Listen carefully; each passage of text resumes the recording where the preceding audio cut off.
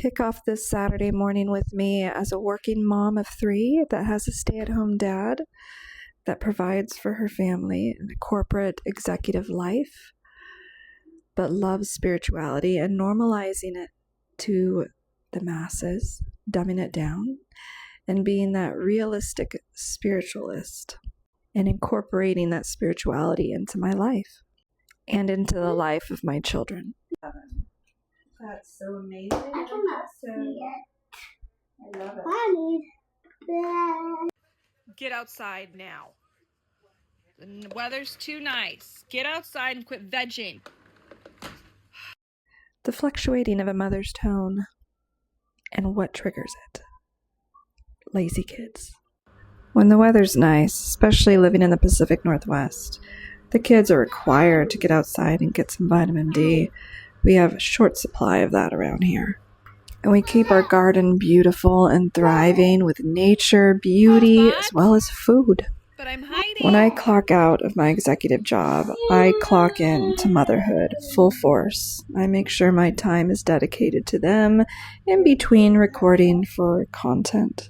It truly is a fraction of a few minutes out of my day to provide content for you guys, which I find very important. There's been many women's lives I've touched by showcasing my struggle and my hard life and my testimony and how I made it here. I almost gave up at one point, but there's too many women that reached out and begged me not to, so here I am, 10 years later. Side story, I used to just provide content about alternative medicine, like kratom, and things that were taboo for women in general, and how nature provided amazing medicine. And then with all the restrictions on social media, I had to curb my content a little bit. So I introduced my personal experience in life and spirituality and family, as well as sprinkling in the occasional alternative medicine that I support. One thing I find incredibly important is signing off for your day job. It's not talked about enough, the struggles of a working mom. It's like we're too afraid to talk about it. We don't want to offend the stay-at-home parents, but considering I've been both, I could speak from personal experience.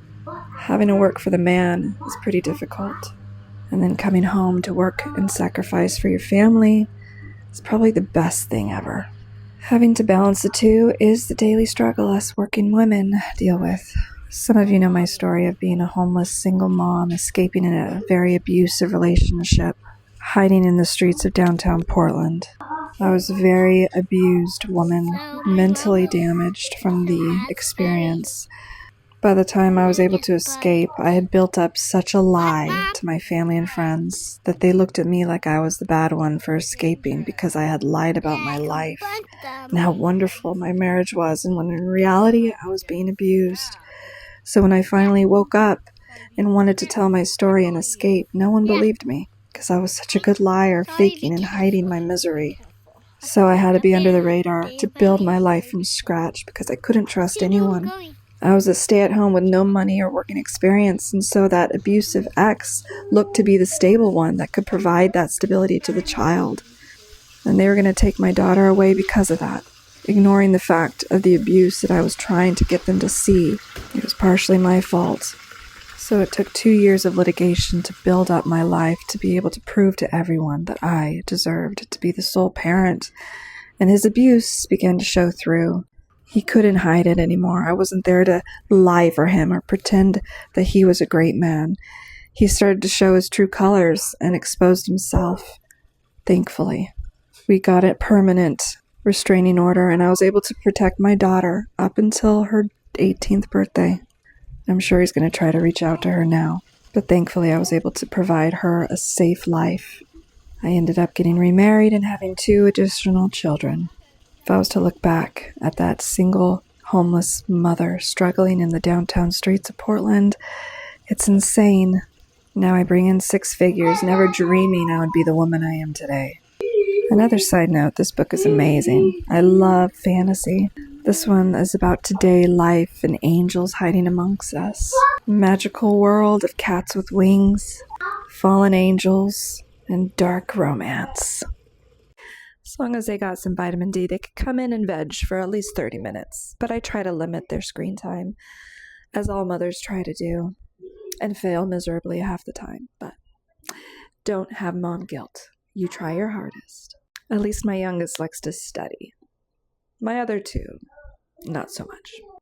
There's a new moon that is here tonight and tomorrow, and I created a ritual for that new moon. Check it out in my other video where I talked about it. Throughout the day, I'll come to my altar to give it respects as it begins to strengthen itself. The power of the moon is impressive. There's this one video I saw that was pretty eye-opening to those that are pretty skeptical.